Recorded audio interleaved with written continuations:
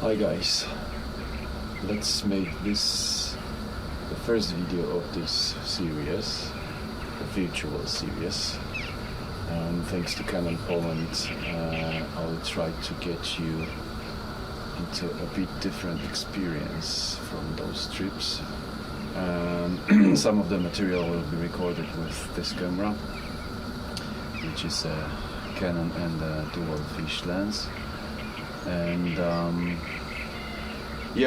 the plan is to bring you the kind of travels I do a little bit closer, so you will have an option to look at in a virtual headset in an 180 degrees environment, and thanks to the omnidirectional sound, hopefully you will experience it a little more in depth than in the standard videos. Of course, I will make the videos in the standard way that I used to do, but this is kind of an add-on. The plan is to just put the camera on the tripod and let you dive into the location where I am. I'm not gonna talk anymore, or at least not much. I will just let you experience the area where am I, just listening to the sounds and looking at the environment. So at the moment I'm in Turkey. It's the third day, the beginning of the third day of my journey. The last 2 days I made 2,600 kilometers, which is quite a number. I made 1,600 the first day. Yesterday I had some issues. First I had some noises from the back of the crawler. I think I know, maybe I'm not know, I'm suspecting something, but I need to investigate it further. But it was a moment that I was starting to wonder if I should go back or push on, because my final destination, which is Georgia, I didn't mention it, is around 4,000 kilometers from Poland, so I wouldn't like to end up with a broken car there. Then on the border between Bulgaria and Turkey, they didn't want me to come through with my drone, and I have 3 cameras, so they said okay, the drone and 2 cameras need to go out, because it's only 1 drone after 500 grams and 1 camera allowed.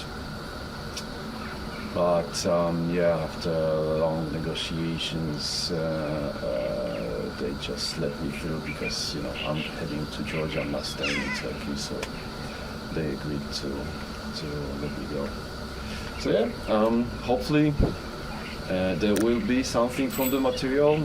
I have no experience with recording it. It records in log 3. You will see on my normal material, you have only 2 little screens on the viewfinder, so it's really hard to focus to see anything there. It's just very intuitive recording, I would say. So hopefully I can bring you to this immersive experience thanks to this equipment.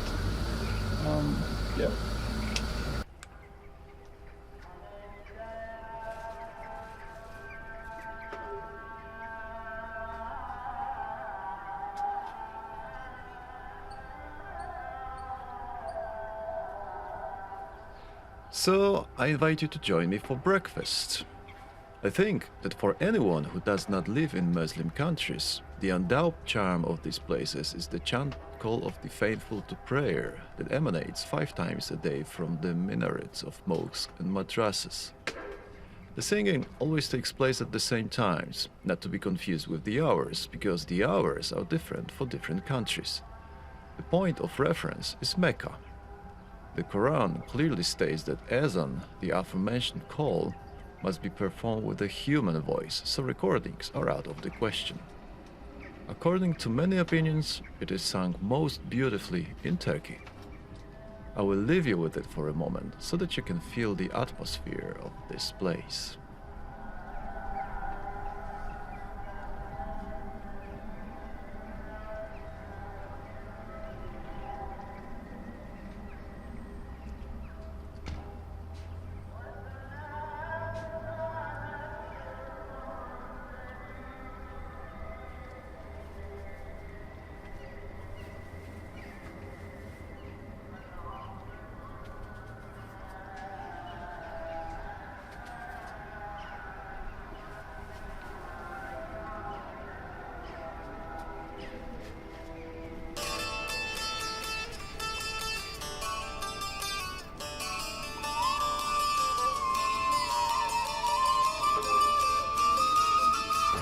And this is where I had breakfast the next morning. Trabzon, still Turkey. One of hundreds of roadside eaters located right next to the main coastal road, running from Samsun all the way to the border with Georgia. The road cuts through dozens of towns on this route, which is why there is a lot of traffic, but because it is a two-lane road, I didn't encounter any major traffic jams. The garden and delicious food in this restaurant called Ezan as well as real Turkish tea, were a pleasant break from the monotony of the last 3,000 kilometers. I only had 294 kilometers to the Georgian border.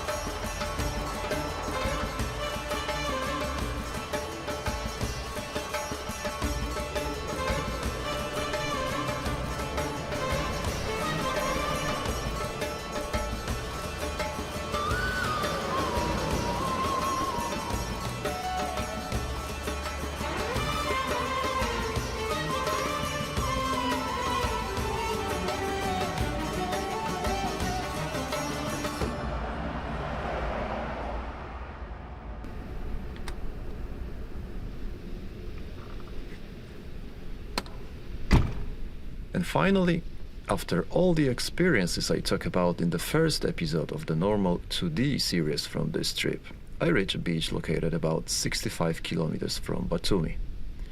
It is a charming place not far from the road, on the other side of which is Lake Paliastomi, which is part of the Kolkheti National Park. The lake is small, only 18 square kilometers and 3.2 meters at its deepest point, but it is still the third largest lake in Georgia. The beach where I stopped is fast. I do not give in to the temptation to drive closer to the waterline because I know how such fun ends when you drive onto the sand with heavy rig. It is easy to go down towards the water, but it is not at all in the other direction. Despite the cloudy sky just above the horizon, our star finds a break in the cover of water suspension and floats the area with the beautiful purple of the setting sun.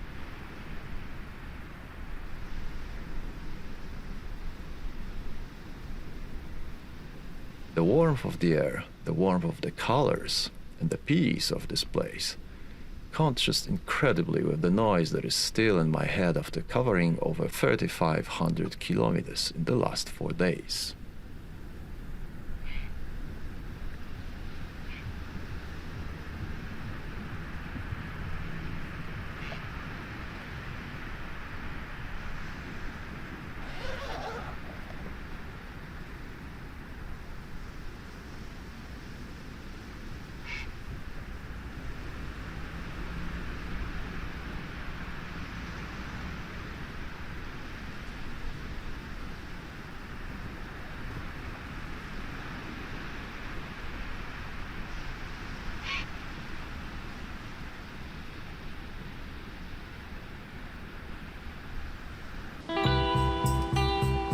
I didn't enjoy this place for too long though. Just after 8 p.m, when it got dark, the police approached me with a pickup truck. There wasn't much room for a discussion there. They basically told me to leave this place and move to a campsite 5 kilometers away. Well, despite the fact that there was indeed one marked even on Google Maps, I couldn't find it after leaving the beach. Unless it was the spot you can see here. Honestly, I don't think so, but no one bothered me again either in the evening or the next morning while I was slowly getting ready for the next part of this adventure. Only stray but very friendly dogs joined me while I was preparing myself for breakfast and were lying around waiting for some leftovers from my table. So, I will end up here with the first batch of VR clips I have prepared for you.